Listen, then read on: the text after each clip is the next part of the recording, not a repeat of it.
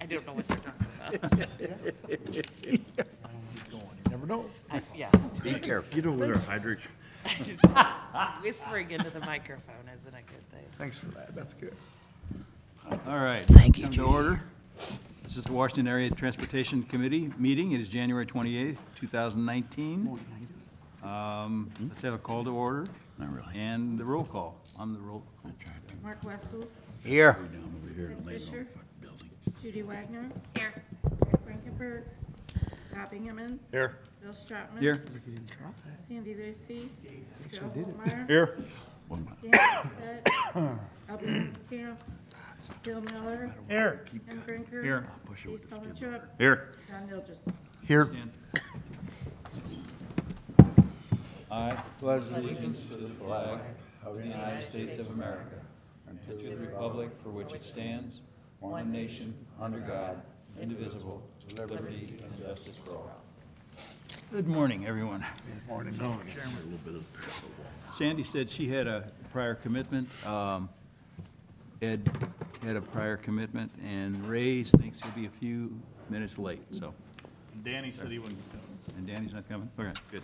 The mayor's going to be late. She's going. First item on the agenda is always the approval of the minutes from the previous meeting, going back to November 26th. Wow, that's a, 2 seems months? like it's longer. About right. Anyway, everybody had a chance to review them. I'll entertain any changes or a motion to approve. Hearing To none, approve. Second. I have a motion to approve the minutes as presented. All in favor, aye. Aye. Opposed? Thank you. Getting right into the agenda here, Amtrak. Mark. Yes, we had a MORPAC meeting just a week or so ago, and just a few items. We met the new chair of the House Transportation Committee, Becky Cox from Jeff County. Becky, Ruth. Ruth. Ruth. Oh, I got the wrong name. Ruth from Jeff County. She was the vice chair last session and will be the chair this session. And along with her came Nathan Tate, who will be the vice chair this time, and he's from St. Clair. And he took some time out to track down myself as the Washington rep, and we talked for a while and so on, and told him he'd be hearing from us. So it was good that they came to the meeting and spent a little time, hearing what's going on with the railroad. A few other items we had. Eric Curtit reported that for the first time that he could remember in a long, long time, snow canceled service on that January 11th, 12th storm they had.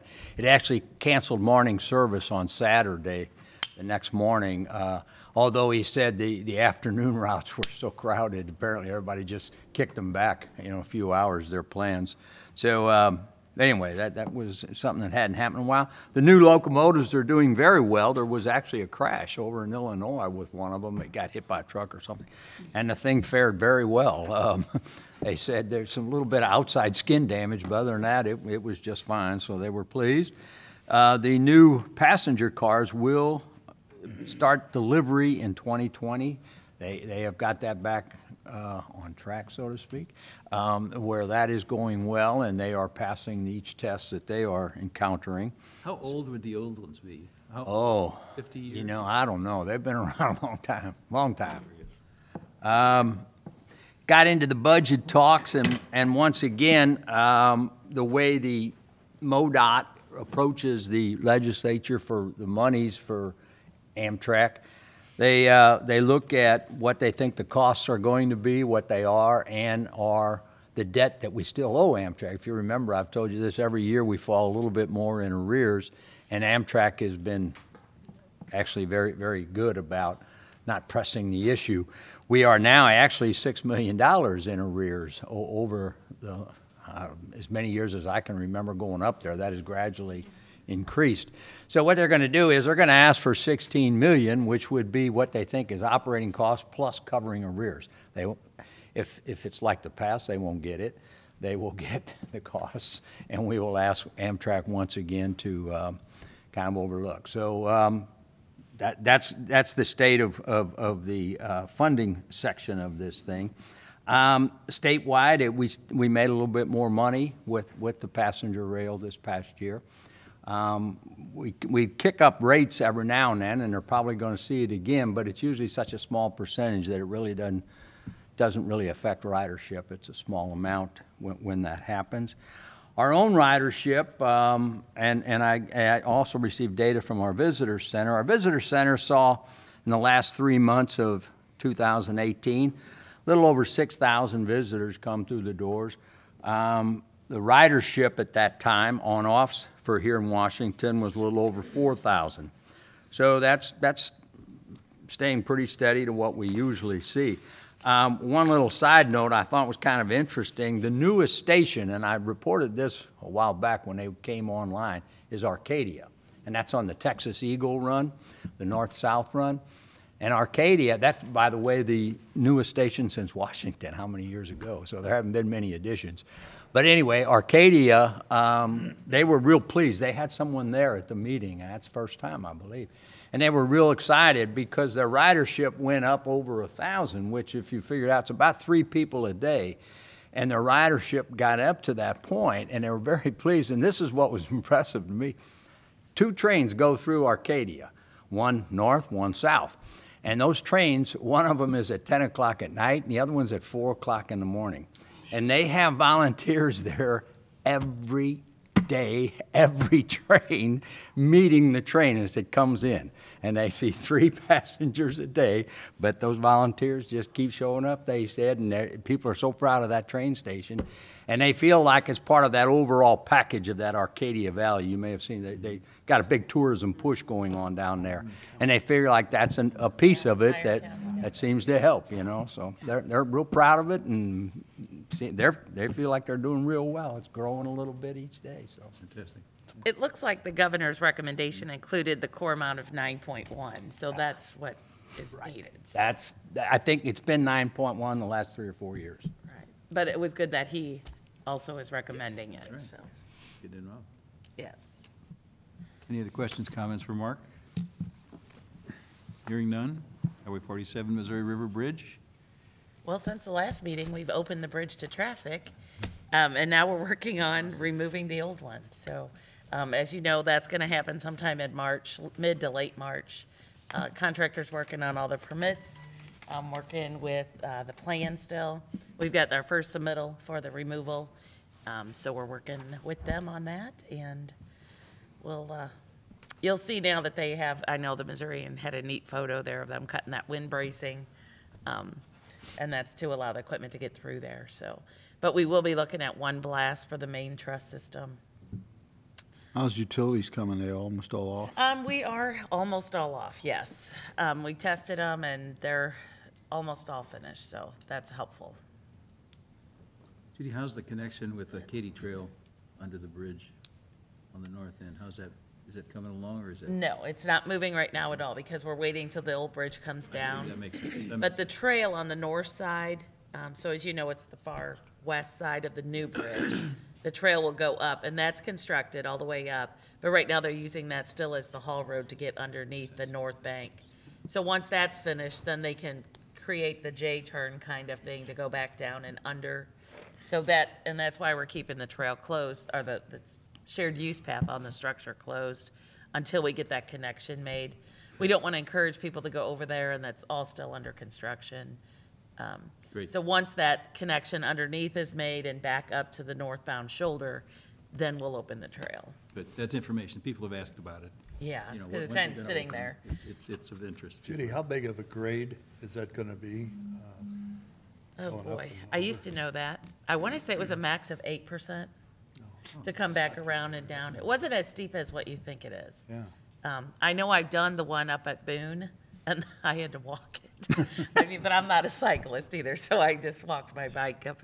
But there were gentlemen on little wheeled bikes that were pedaling the whole way up. So, I mean, I assume if you're an avid bicyclist, you'll be able to go up these hills. But for those of us who are not, we should just Judy, get off. when would a contractor have the trail open on the south side? That's probably one of the last things that'll be done, as well as the north side, because they have to have everything completely removed, all their staging equipment.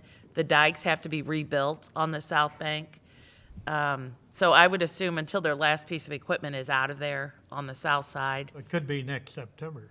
No, this year. This is their completion date, this September 1. So, I mean, I would guesstimate it would be September, maybe August.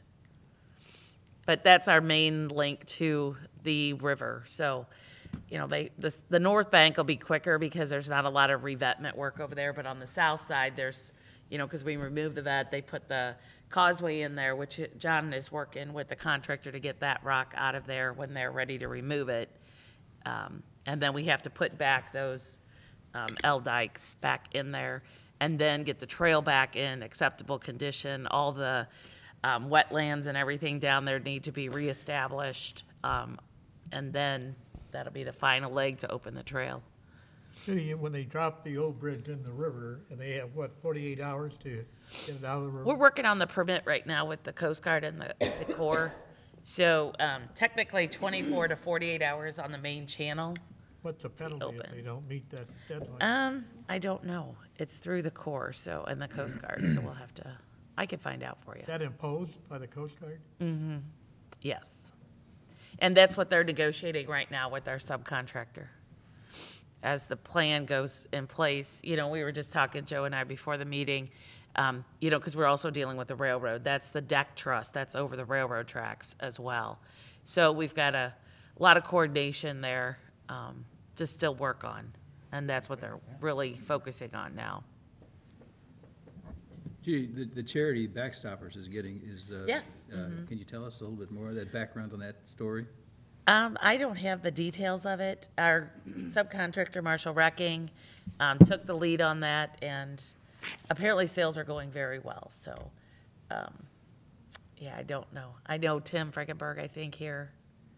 I just heard, and I don't know. fire if this chief is the this contact over I here. heard that some of the Backstopper people would be helping you with the crowd controls and whatever when they do drop it into the river.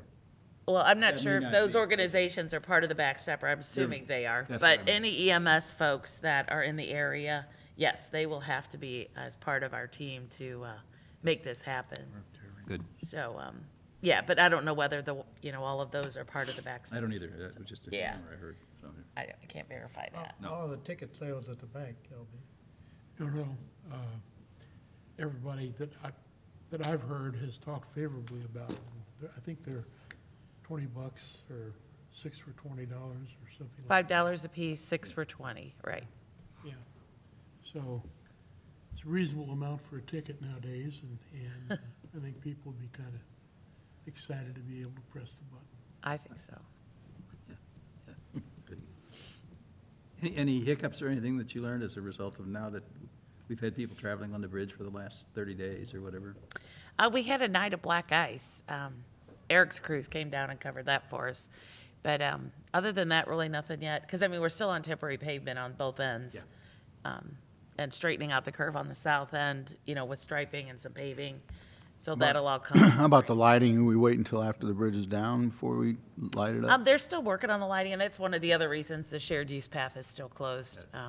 So once that all gets finished, we still have hours in our contract with our lighting architect, so she'll be coming back, working with Gershner. And their main project manager that was assigned to this project retired December 1st. So we're still working with our new PM to get acquainted with everything, and so it'll. Striping on the north end will move east, I guess? Striping on the north end, what? Is it gonna move east a little bit? Move to the east, yes. Because now that we have the shoulder poured and everything is up to grade on that right side as you're heading north, yeah, all that striping. The asphalt will get the final lift, the top lift on there, and make sure it's all acceptable. Yes. Anything else? Hearing none. Highway 47 Corridor Committee. The report was finalized in December, I believe, and we've not had a meeting since. I don't know if Commissioner Brinker has anything, but Correct. And so the report being complete that had been done by the Lockmiller Group, we are now in a situation where, okay, we got this ready. Now what? Well, the now what is how we're going to fund it and how we're going to do it and how we're going to attack the recognized need.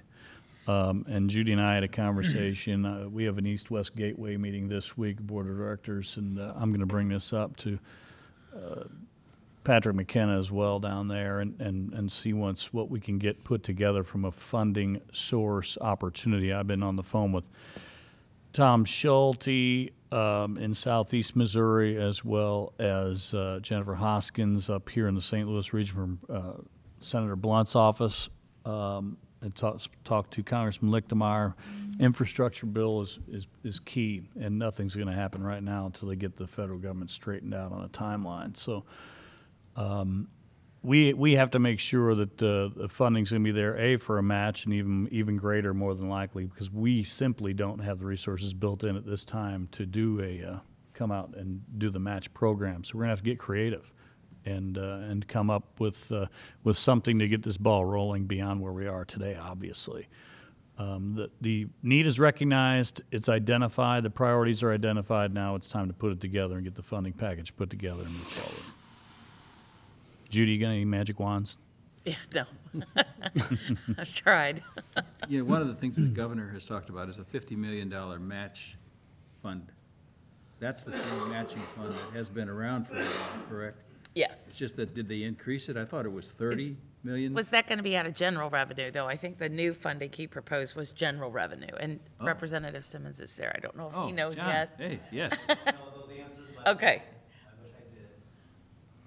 Yeah, Yeah. I don't know if it's exactly out But yet. there was so. 50, or was there 30 that was a? He had a $250 million bridge project and $50 million, but I don't know what the details are behind that program. Eric, do you? Okay, yeah, I don't think those are. Yeah, I out. thought it was. But as I understand, that whole package is general rev, so it's above what we already have funded. So the commission already has our cost sharing opportunities in our budget, so this would be on top of that, is Yeah. what I assume. Okay, so, because those match monies in the past have been out 5 to 10 years, they're already Well, 3 years out. 3 years out? Yeah. Okay. Because right now, like our June meeting, the deadline is April to get the applications in, and that's for funding FY '22, so 3 years. Okay. And there's some funds available the year before that, but just a little bit for like PE or right-of-way acquisitions and stuff like that. Yeah, okay. So like Bob Zick, he used to bring chunks of the bridge to Congressman Lichtmeyer's office. Well, that's I'm what going to I'm bring thinking. pieces I mean, of this is- cars to the This is a long-term, this is not going to be a short time. We're going to have to stay on top of this one with, Well, absolutely, absolutely. it's just the way it works. Absolutely. And I hate to think that it could be 20 years, but, God. No, that's it's not going to be historically, 20 that's what years. it takes. Right. Will not be 20 years. I know. Judy, do you know, are there many communities interested in cost-sharing projects? Yes, there are, actually. All across the state, there's communities now that are starting to do the exact same thing that you're looking at doing, is funding their own infrastructure improvements. And you guys did it years ago. We did, Lots of it, yes. 100, we did Voss Spring. I mean, there was tons of projects all over. So the cities are the local communities that actually have that authority and that, I guess, that motivation to help try to fund their projects. That pot of money is going to be there, and the commission really has not said anything about taking it away. So, like Tim and I spoke several times. We've also had 2 meetings internally that I've set up with Federal Highway Administration and East West Gateway, and then our leadership team, both the environmental staff and our leadership internally. Just the last one, just last week over at the Chamber in Franklin County, trying to figure out ways that we can minimize the cost and also do it in segments. So if one community can pass a TDD or a sales tax or some kind of local funding mechanism, that maybe we could, make portions of the project available through the DEPA process. So they're all on board, and they're just waiting, obviously, as Tim is eagerly trying to get this put together. But they're all aware of what's happening. We're all thinking of possibilities of ways that we can, minimize the long-term NEPA process to get this funded. Well, the communities, if I'm not mistaken, all share in a sales tax once a year, correct? Correct. Mm-hmm. And that's distributed based on, not necessarily need and/or a project ready to go. Are you talking about the 1% of the? 1%, yes, that comes through the county. The transportation tax that you Transportation tax share? that Shares with. Oh, yeah. Right. And that's about $250 a year. Yeah, because that's what we used. We remember how this came down with the bridge? The county let 250,000, the full amount of that whole year, come towards the new bridge one year. And that added to the 500,000 that Washington kicked in. But, you know, we can't forget that could be a portion of some funding if all the communities were to work together. And that was a situation where they all did. They all sat in a room and said, we're willing to not take any monies out of this 1% that we're gonna get from the county and apply it 100% to the new bridge. You can share more than 1%. You can, and well, I'm here to tell you that drastic times, this is a very high priority, and the top priority infrastructurally for this region, period, bar none. We've got the bridge now. Now we need to make sure we get the artery that goes through the county, connecting, you know, what we need to connect, and get safe travels where they need to be safe. The you know, the dollars that are in hand everything's on the table. There's nothing not out of the question of consideration right now. It's a high priority. We need to fix this, and we need to do it cooperatively. Tim, have you looked into whatever the estimate would be for the county part of the match? Kind of like what the governor's doing in terms of floating, you know, debt service and a bond issue. What would the county yearly budget be to cover a 20-year bond for the county's portion, just to have that money there for this match? Otherwise, that ship sails and someone else gets it. Do you have any estimates yet on like a bond approach? Well, not knowing exactly how the scope of attack is going to be, it's tough to put the number. With the number of $64 to $75 million overall, with some of the options chosen, and if you have to prioritize certain sections of 47, i.e. the biggest culprit right now is the intersection of 5047. So you attack that first, what's that scope of that cost, and then how do you divvy that up with the municipality of Union, with the county, with the state, with the feds? So wrapping the head around the number is first and foremost priority versus locking down the opportunity of the match. I don't think the match is going to go away anytime soon, as indicated by everybody in all relative parties above with the purse pockets. The thing we have to do is get a consortium of a plan of attack before we go into those details, locking the bond issue on. You know, the bond issues we got now, and we're going out on we did $10 million and on the detention center that we've got going now. We've got a great rate, and I think our payments overall, when that project's all done, are going to be somewhere around 2 million a year. That's going to be overall, so it's going to be interesting. And just with that prior, that squeeze the budget pretty tight, where there's not enough. Well, yeah, but then you start looking at other mechanics within the organization. You know, how are these transportation dollars being utilized? Let's get it under the microscope and slice where we can and put forward what we can. And that's what's happening right now. So. The good thing is now you have the flexibility. We know Federal Highway Administration is willing to do segments. So I think that's helpful too. So maybe we can't buy the whole $80 million or $70 million project, but maybe tackle a few of the smaller ones. So. Yeah, objectively, if I'm going to dream big, I'm going 75-25. I'm trying to find 75 from all bigger parties and 25 from local. Well, the governor is talking about getting back into bonding, and that happened 20-some years ago, and a lot got done. And if, in fact, they do that, and he's talking 200 million or whatever, is the bridge at Union part of that bridge? Absolutely. Monies? Because that's what he's talking about. Should be. Fixing the bridges. If it No, isn't, the bridge at Union's not on his list. it's not Oh, on not the on the bridge. list. It's not on the list of the state No. bridges to be done with the bonding. Those things on his list have been identified for almost a decade now.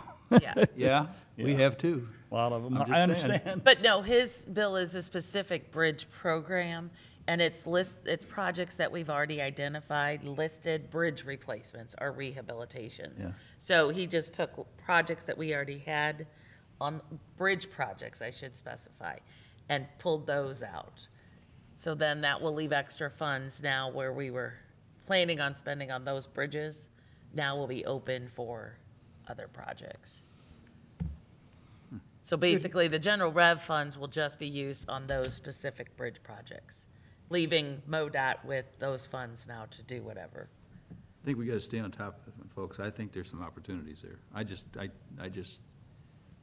Whose bridge is in more need? Now, we just got the new bridge, and our bridge, the new 47 bridge has been great, and we needed it. It would have probably, how close was it as far as We're not not being gonna able talk to? about You wouldn't have to talk about it, but it was that close. We were within years, let's say, of that bridge being closed. That Highway 50 and 47 is the problem in this county. And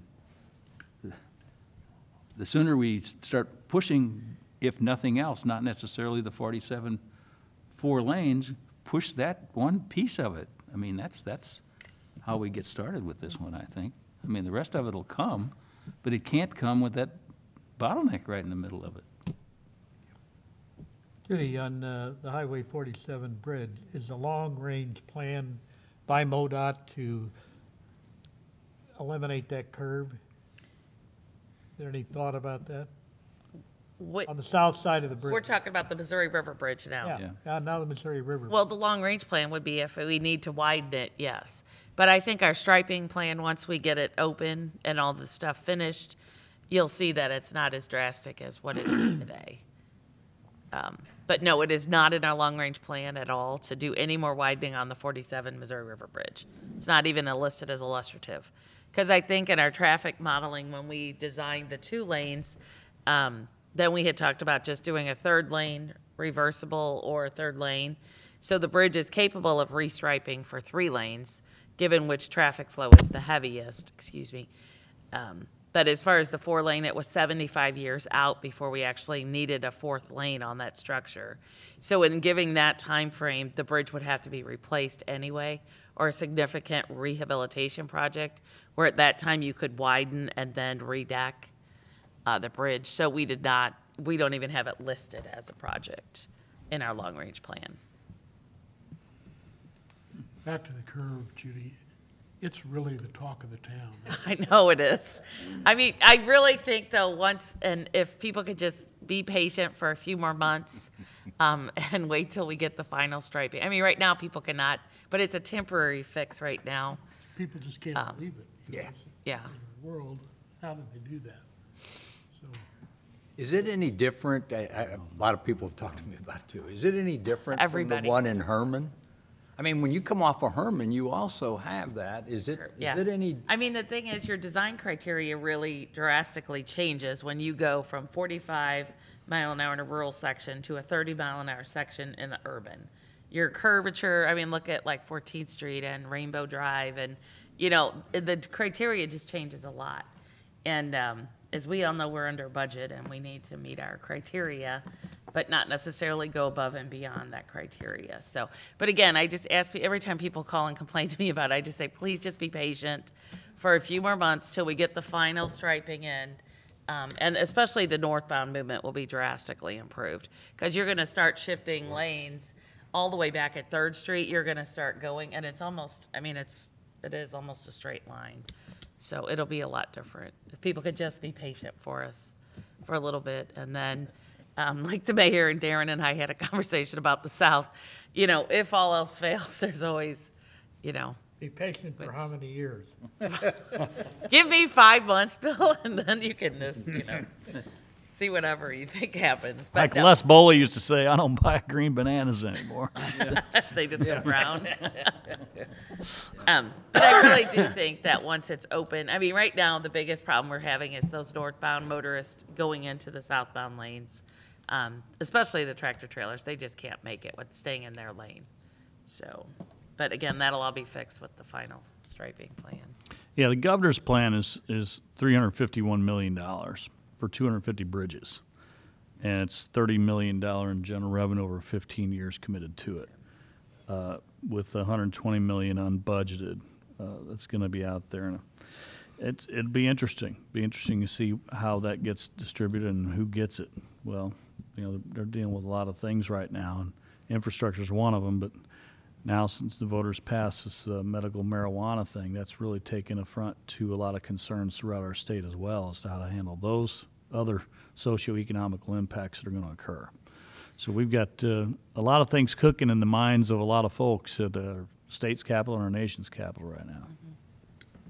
And Director McKenna has already outlined pretty much, they gave us a map last week of all the bridges, of those 250. Right. There's, I think, there's one right now for next year over Happy Sack Creek, Franklin County. Happy Sack Road. Yeah. Route AD. Yeah. No, it's Route AD, over Happy That's over the Sack creek. That's Creek. right. Yeah. The list is online if you need to see It's it. available. Yeah. Anything else regarding that Highway 47 corridor? Hearing none, we'll move on. Franklin County Transportation Committee. Yes, we did have a meeting January 17th. There were two higher topics that were discussed, specifically just salt, just making sure that we have enough salt in the region to make sure we can take care of the rest of the wintertime. I know the county was working really hard on trying to get some bids from multiple vendors. I think they only had one at that time. And we do all cooperatively purchase through the county's bidding process. So I've not heard if there was a second bidder yet. I know that the street department or the road department was working pretty hard on trying to get a better number. Obviously, when you're purchasing salt in the middle of winter, there's a supply and demand, and price typically goes up. So that was one just operational But discussion I item. think the majority of the discussion was that Ron learned his lesson that Yeah. you need to go out in May for bids. Yes. For salt and Yeah. sign the contract by August. Which- And that's what we do to lock in our bid, and then we get a minimum, maximum per week delivery and so forth. So I think the consensus, I think, between all public works were Right. Was that we all agree with that? that need to go For sure. earlier, yeah. The other item was STP grant applications for local roads are due February 14th. And there was a little discussion as far as the administration of the STP program. I know, and we've all had some frustration in the past, I guess, about getting answers back and forth on getting these projects designed, constructed, just getting specifically, MoDOT personnel to respond back to us in an orderly or quickly fashion. And there was, I think, some pretty good discussion. There was an article in the paper about it, I think, with Ron. Judy obviously didn't want to speak too much because it is part of her staff. But really what it came down to is MoDOT is understaffed. And it is difficult, especially when specifically I may have a question and need an answer within, 2 to 3 weeks, and we just don't get responses back. And a lot of that has to do with is just not staff available at MoDOT's level. And since they are the administrators of those funds, kind of gets a little backlog. So locally here, a project, Bluff Road was kind of kicked out a little bit. We've had, West Main sidewalk was a project that kind of got a little bit behind on that as well. So we do feel those effects, and that's why whenever I report to you all, specifically here in Washington, about schedules and timelines on when things are going to be done, I'm hesitant to do so, to get the information out, because I am at the mercy, and all of us are at the mercy of how things, because they have to go up, and then they have to go to the federal level, and then come back down. So it's hard to come up with those timelines, so we typically give ranges. And I know that the county, Ron Williams specifically, is going to work pretty hard with trying to get some answers on how we do a better job to help MoDOT out, to try to effectively utilize those hours as much as possible and get these answers as fast as we can. So I think now that the dialogue is started, I think we can all come to consensus on how to move forward and just communicate as the best way we possibly can with those staffing shortages. So. Yeah, and I've had conversation with our district engineer, Tom Blair, and it's not under my staff. That's one of the issues Judy. is that, anyway, that's just a logistic. But you said it exactly correctly. But Tom Blair, our district engineer, is the one that has really control over that division. So he is, in fact, yesterday him and I were just conversing back and forth about it. So, and he will not be at the East West Gateway meeting on Wednesday. He'll be in a training with me in Jeff City this week. So But anyway, so he's looking forward to having conversations with Tim, but he is also working certain he internally is. with his staff. And I think it's important that it's not always, always a MoDOT issue either.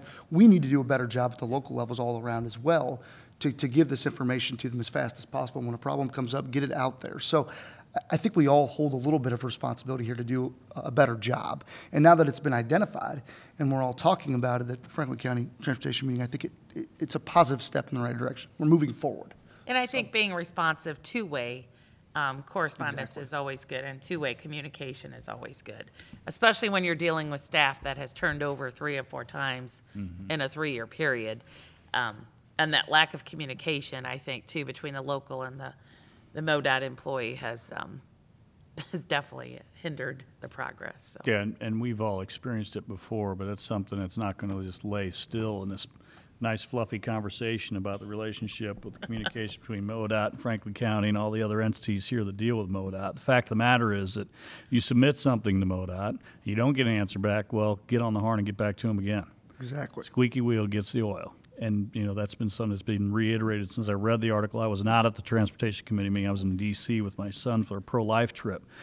Coming back and finding out that I'd been instructed to write a letter to MoDOT via the newspaper was quite a wonderful little surprise gift I got. But I'm still waiting to find out the address and who they want me to address it to. So I guess I'll wait for the paper to come out and tell me that. I arrived late at that meeting, so just remember. Yeah. But that being said, there's a lot to be said for what John said in terms of communication. It's a two-way street, and the one that's most consistent and most, like I said, squeaky wheel, you'll get the responses that you need to get sooner than waiting for a reply later. I would say there's not we don't use a whole lot of WD-40 here, so we're pretty squeaky. in Amen. Washington. It's daily at times. So I know- Understood. And that was not John Nilge's direction, by the way. So Yeah, I'm just reporting the meeting, so. we're delivering the mail. That's right. All right. The Anything flag else? is up, you're good. Anything else, John? Yes, Just real quick, John. when are the next meetings for the Highway 47 Committee and the FCTC? You all know? I don't know.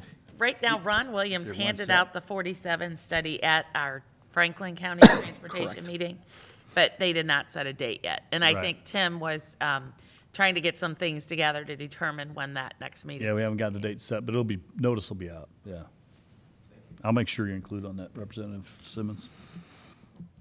Yeah, Judy, while we're talking about communications and getting along and whatever, thank you for all the job that you guys did on the snow. I mean, that was amazing how you guys handled it and got it done. Your guys worked, what, 24 hours a day? Yep, For how many days? 20-plus days. They finally got a day off, either Saturday or Sunday this weekend. So So the even though last you're- day off was, I think, January 6th. And you're probably short-staffed. Yes, very much so. Like 2 to 3 hours early. Anyway, it is appreciated, and I know it seems like Washington gets taken care of well. Yeah. Whatever. Well, the good thing is our areas overlapped. Eric's and my area Yeah. overlaps, so if one doesn't see it, the other one sees it, so That's that good. helps. That's great. Especially at the new bridge, like we had talked about. It's a lot different Yeah. profile than the old one was. The old one was kind of flat. This one's got quite a bit of a arch to it, as you notice. You bet. So, yeah, thank you. I will pass that along. Good. Next item, Eric, anything on your side of the river? Okay. We did talk about that grant application, I think, last meeting. Oh, the build grant, Yeah, the build grant. Boone Select's application. Basically, we got a rejection letter, basically, and I think I reported there was like 890, about 900 people around the U.S. applied for this grant, and 90 of these projects were filled, but not 10%. I mean, if you have a 1 in chance 10 of pulling the ticket out of for the blasting of the bridge, that's pretty good odds. Anyway, we don't know any more about it. We do know the projects that were funded. They were basically rail-related for the state of Missouri, the ones that Missouri, every state was supposed to get, what, 150 million, I think, or whatever it was. I don't think 5 they projects. announced the proportions. No, whatever. Anyway, we did not get it, and I say we because I think the northern side of we will all benefit if, in fact, that were to be raised out of the floodplain. We'll just have to wait for the next flood, and then we'll get it. Who else now? Warren County Airport. Ray is not here. Yes, I can give a report, though. I did speak with Ray over the weekend. Within your packet, you had the fuel number.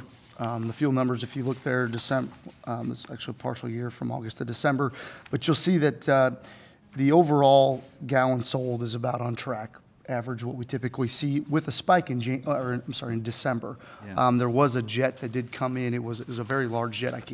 I don't have the knowledge about how large it was, but they did completely fill up with jet fuel. So we were everybody was pretty excited about that. We have seen good utilization of the airport. The apron project is still not been accepted by the city. It is in a serviceable condition at this time. There are some panels that need to be removed that were damaged during temporary striping removal operations. So we are diligently working with the contractor to get that resolved. In addition, I'm working with CMT, our consultant, to get a striping package put together. I don't know if you recall, when the apron project was bid, there was an alternate to restripe the runway at the same time. The runway has not been restriped since it was constructed, and it's not meeting reflectivity requirements by the FAA. There was, the low bidder actually had a high alternate bid, and we didn't feel like we got very good bids on the alternate, so we rejected the alternate, or didn't accept the alternate, and made a decision to rebid it again this spring as a standalone project. So we're working hard to get that done.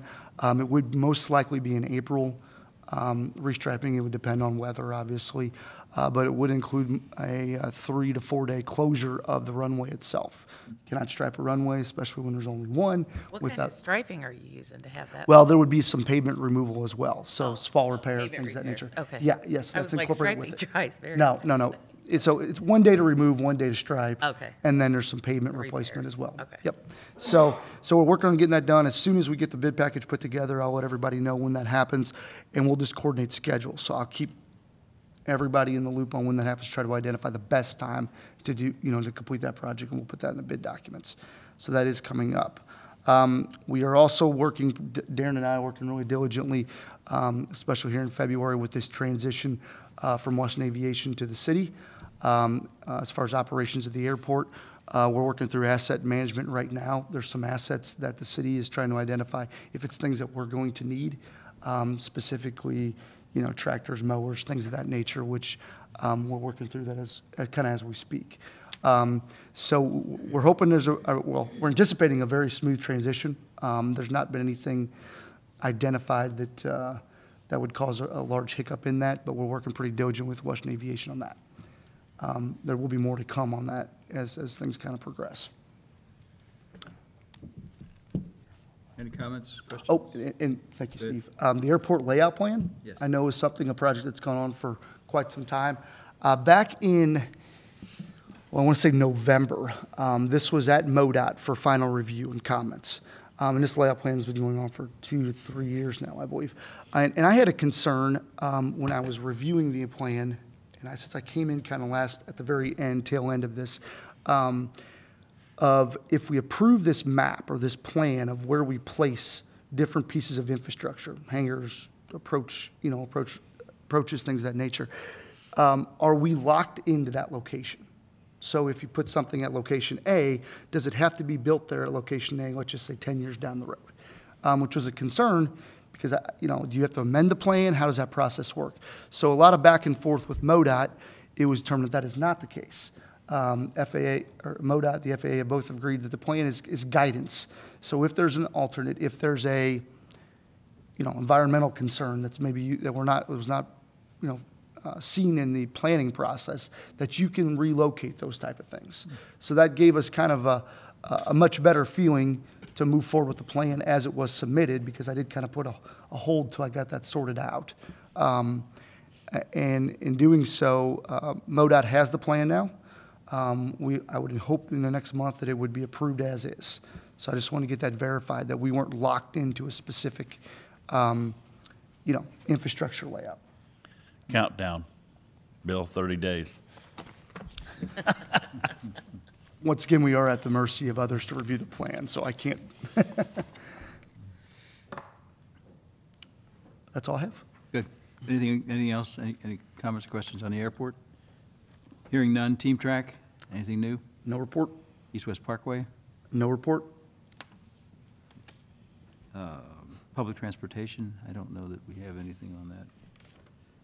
Any other business? Who was going to ask some business? Yeah, I did have, with regards to the STP grant applications, due February 14th, the city's identified 2 projects that we're submitting applications for, which is something new. I don't know if we've ever submitted 2 applications. The idea is that we have this ADA transition plan, which has garnishes quite a few additional points. So let's utilize it and go get some money and, you know, try to leverage that right now while we're ahead of everyone else.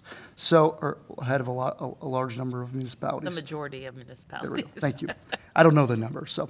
But one was a Jefferson Street reconstruction, which would be an overlay from 100 to 5th Street.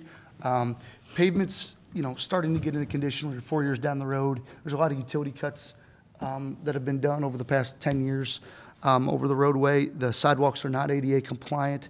It would incorporate a new sidewalk from 100 to the Jefferson Street Bridge, with the goal there being connecting another STP project, which is 14th Street, which is the school district campus, to the majority of our downtown facilities. So we felt that that was a pretty good project to go for.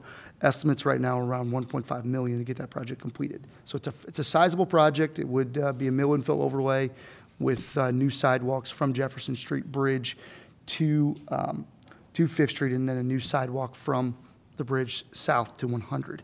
One side on that one, correct.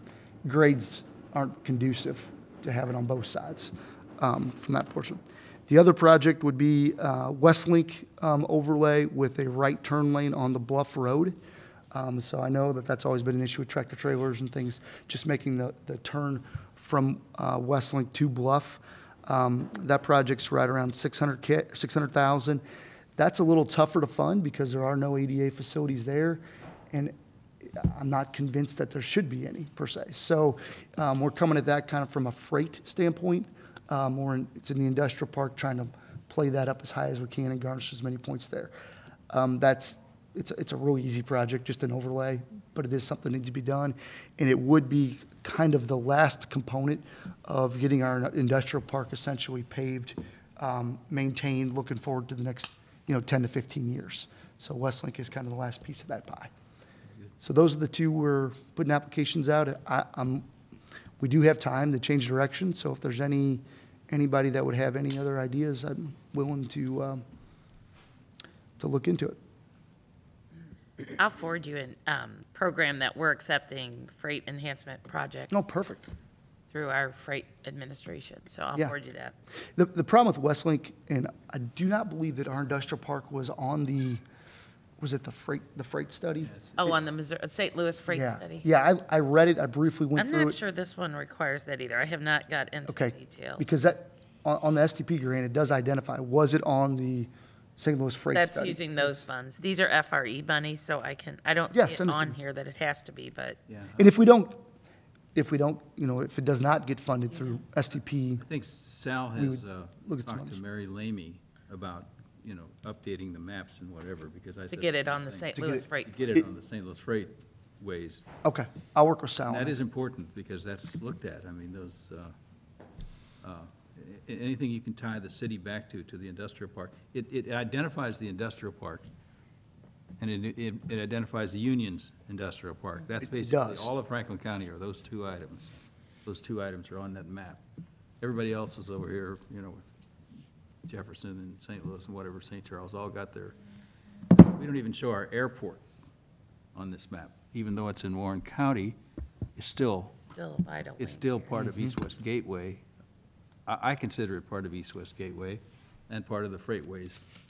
Should be on the map. That little, our airport should be identified on that map. Yes. Don't you think, Judy? I mean, I it agree, can't hurt, right? 100%. Yes. Yes. Well, we're talking about airports and industrial development, whatever. I noticed that there's some work being done over by Union to put some berms up around Dickey Bub. Oh, Is that going to affect the river, anything like the bridge, future bridge or whatever? They're putting up berms, you said, berms? Berms.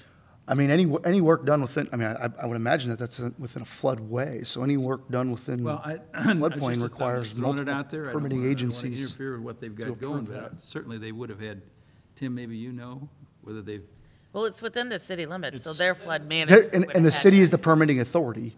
Yeah. I'm just, I'm Russell just, Ross and I were talking about that the other evening. I think they're, and Steve Dickey was there too. They're just gonna put some smaller levee type. well, I guess the study Dirt that was there. just done by, I don't think it's gonna be anything from a permanent nature. well, that's my whole thought. Are we interfering with the study, what we could do with that bridge at some point? Oh, the levee? No, I think it would avoid that whole area anyway. impactful. For the 47 I think it's a relocation. floodplain. Yeah, no, it wouldn't go that close. I don't think it will? I shouldn't have even. No, Okay, that's my No. whole thought. That's just. no, absolutely not. If, they're just protecting the Dickey Bubs, I believe is what I seeing- heard. We'll in talk Jack in the after the Box. Educate me. Yeah. Did you That's say good. the permitting authority is union, not? Yeah, any floodplain work that's done, it's the local municipality's permitting authority. And then they run Or through. doesn't have anything to do with it? The Corps typically, their jurisdiction ends at the ordinary high water mark, which for lack of better terms is the channel itself. FEMA also has is a component of that as well. But anytime that you do work within a floodplain, it comes through the local agency, which is the city, and then the cities and counties. And then those individuals or those municipalities are required to follow FEMA guidelines. So it's a bottom-up model. But each municipality has somebody trained that's actually listed as their floodplain Floodplain administrator. manager. Correct. And that person has to go through training and be licensed to administer what the FEMA puts out there. So it's not like each city can just do what they want. They still have to follow the regular guidelines. They're just the authority. Individual departments within the city have to get permits from the city it's kind of just how it Yep, is. it is. So, Well, wouldn't you think it'd be interesting for Tim maybe to have Lockmiller's just look at that idea, what they're gonna do there? Sure. Regarding their plan, their plan that you submitted, on 47. Well, it's obvious, it's their, protect the industry that exists is not gonna, I don't think it's gonna impact the need for transportation enhancement. No, I'm just saying, if I don't remember which choice was chosen, or what was chosen, what side of the existing bridge. There were the preferred, there was 3 preferred, I don't know I what don't remember list which of one was, priorities. but if it seems to me they were like even that was- stated because they 3, tried 5, to and avoid 6 were the preferred, and Yeah. none of them would be on that, right in that They area. wouldn't be, it Right. wouldn't affect it, okay. No, 100% sure they were not in that area. That's, 5 and confident 6 to stick me. out I my mean, that's head just a for some common reason sense out of the 20. thing, you'd think somebody would have checked that, and they probably. Somebody would have checked that, you would You think would so, think so. but no, I I'm just just kidding. throwing it out. No, it's, and I don't know much about the levee at all, but, I don't either. but it's all on that side of that Burbis right there, so. Yep. Anything else? Look at our sales tax collections, looks like they've got 2 months' worth. Looks like for the 4 months, it's trailing a little bit 5% down from the previous year. Anyway, that's basically what's happening. Hearing no other comments, I'll entertain a motion to adjourn. So moved. Second? Second. Aye? Everyone in favor? Aye. Thank you. Seymour's. Aye.